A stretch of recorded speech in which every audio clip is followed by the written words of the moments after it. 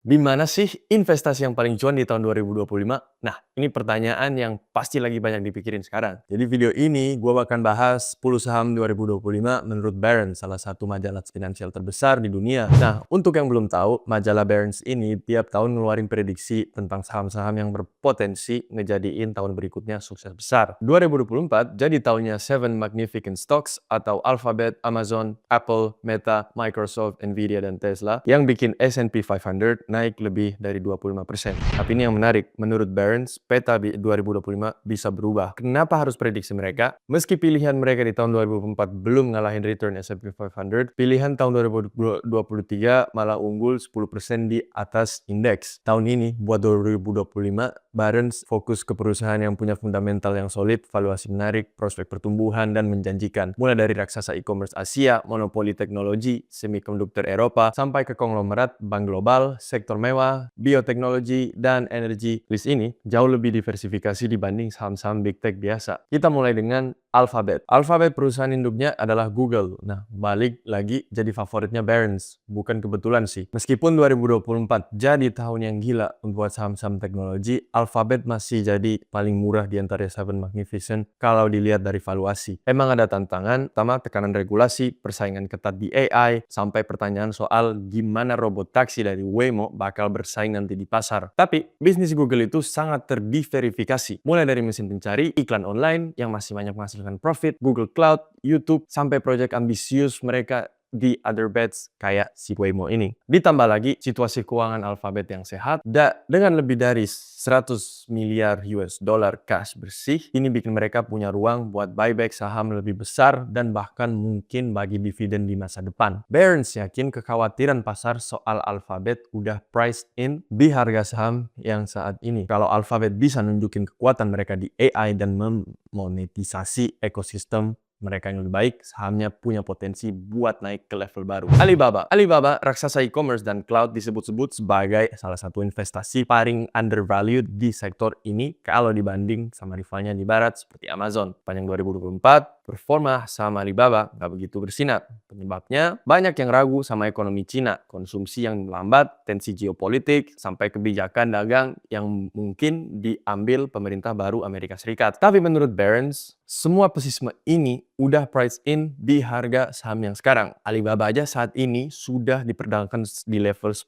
kali estimasi profit mereka. Sementara itu udah di atas 40 kali. Sementara Amazon udah di atas 40 kali lebih besar. Ditambah lagi, Alibaba punya cash sekitar 50 miliar US dollar, setara sama seperempat market cap mereka. Jadi, kalau ekonomi Cina mulai stabil atau hubungan sama Amerika Serikat nggak makin panas, potensi kenaikan saham Alibaba bisa tembus lebih dari 50%. Belum lagi, ada nilai tersembunyi di atas mereka. Mulai dari cloud infrastructure, kepemilikan beberapa perusahaan penting, seperti ekosistem e-commerce dan logistik yang super kuat, dan lain-lainnya. Selanjutnya, ada ASML Holding. Sedikit banget perusahaan yang memiliki peran penting dalam sektor teknologi global seperti ASML yang berpusat di Belanda. Nah, mereka ini adalah pemasok terkemuka mesin litografi ultraviolet ekstrim atau EUV yang memungkinkan produksi chip yang canggih di dunia. Sebagai gambarannya, tanpa ASML, miniaturisasi dan peningkatan kekuatan semikonduktor nggak akan mungkin terjadi. Pada tahun 2024, ASML memangkas perkiraan yang berdampak negatif pada harganya. Tapi yang menarik adalah gak ada yang berubah pada posisi dominannya. Panjang 2024, ASML sempat nurunin proyeksi mereka yang bikin harga sahamnya turun. Tapi yang menarik, posisi dominan ASML di pasar ini nggak berubah sama sekali. Permintaan semikonduktor yang bakal tumbuh pesat di sektor-sektor yang penting seperti data center, smartphone, kendaraan listrik, sampai komputasi kuantum. Di segmen litografi paling canggih, ASML mempunyai posisi monopoli dan secara otomatis ikut untung dari tren peningkatan kompleksitas chip global. Walau sahamnya sempat turun, posisi kompetitif mereka tetap solid. Menurut Barron's, investasi di ASML seperti beli jalan tol wajib yang harus dilewatin sama produsen-produsen chip di dunia. Artinya ASML adalah kunci di industri semikonduktor yang bakal terus berkembang. Menarik banget nggak sih?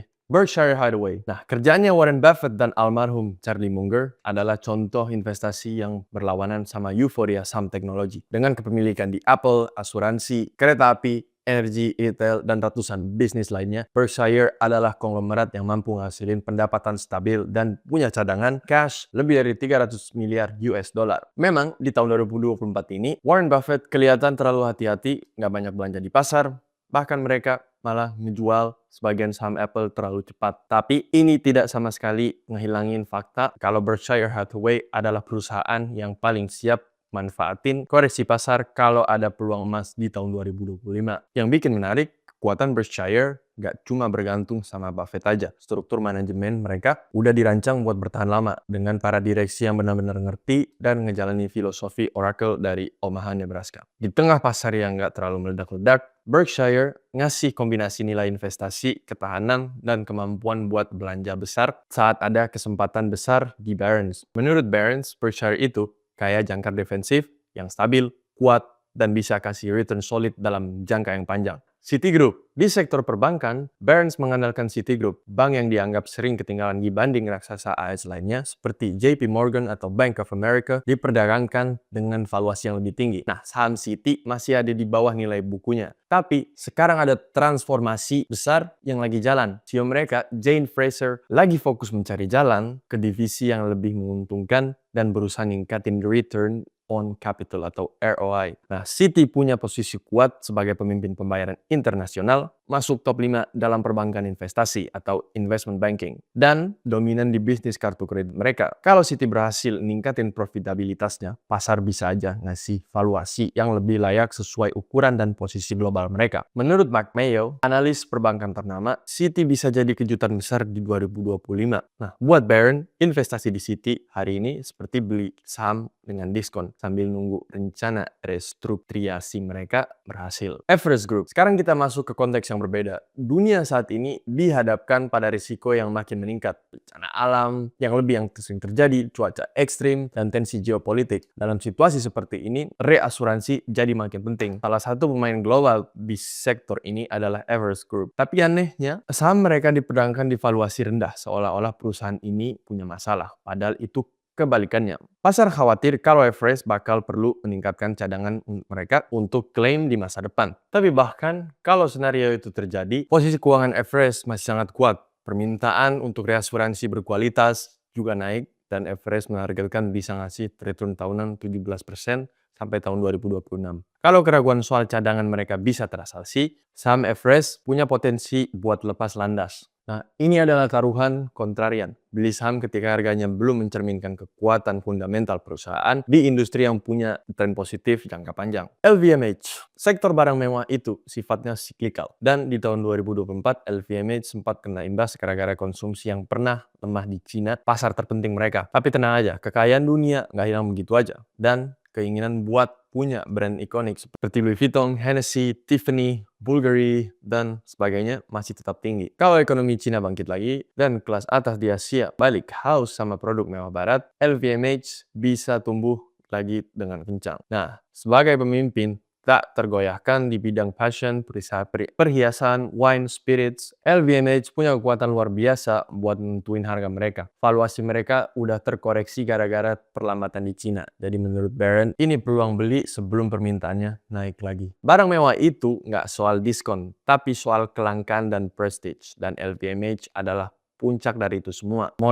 Moderna sempat jadi bintang pasar waktu pandemi COVID-19 berkat vaksinnya tersebut. Tapi setelah COVID selesai, penjualan turun, permintaan balik normal, dan sekarang pasar melihat Moderna kayak perusahaan yang nggak punya masa depan jelas. Tapi apa ini adil? Faktanya, Moderna masih ngasih pegang sekitar 9 miliar US dollar cash dan lagi ngerjain portofolio luas buat vaksin kanker dan pernapasan. Beberapa di antaranya dikembangkan bareng sama Merck. Skeptisisme pasar bikin valuasi Moderna sekarang jauh di bawah potensi aslinya. Kalau salah satu proyek vaksinnya, misalnya vaksin kombinasi flu, COVID, atau vaksin kanker berhasil, sahamnya bisa meledak naik. Investasi di Moderna memang artinya ambil risiko. Tapi di saat yang sama, kalian juga bayar murah banget buat akses ke pipeline inovatif dan platform mRNA yang bisa aja melahirkan sukses farmasi berikutnya. Menurut Barron's, under-evaluasi ini adalah peluang emas untuk investor yang punya panjangan jangka menengah dan jangka panjang. SLB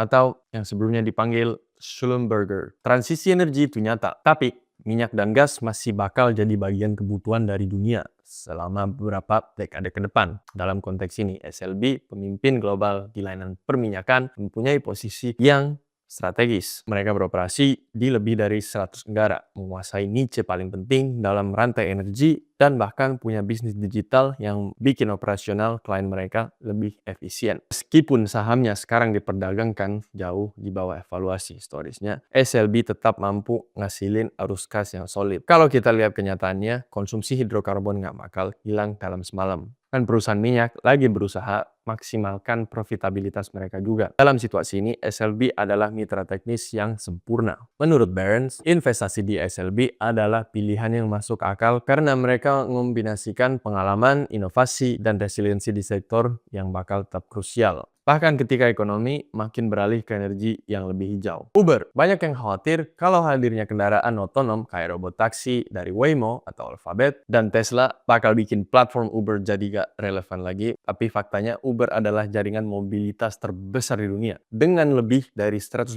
juta pengguna aktif, mereka punya sistem logistik, manajemen permintaan, dan pembayaran yang nggak bisa dibangun oleh perusahaan mana aja. Kalau perusahaan robot taksi mau naik level dengan cepat, Uber jadi jalur yang paling logis buat nyampe ke pelanggan akhir. Saat ini, pasar masih menghukum saham Uber karena ketidakpastian. Tapi menurut Barron's, ketakutan ini udah tercermin di harganya. Dalam jangka panjang, Uber punya peluang buat mengintegrasikan kendaraan otonom ke platform mereka, ningkatin efisiensi jadi agregator mobilitas, dan mengombinasikan driver manusia dan armada otonom. Hasilnya, ketersediaan layanan lebih luas, lebih handal, dan makin efisien. Nah, menurut kalian, apakah kalian setuju sama prediksi Barron's? Tulis di kolom komentar di bawah.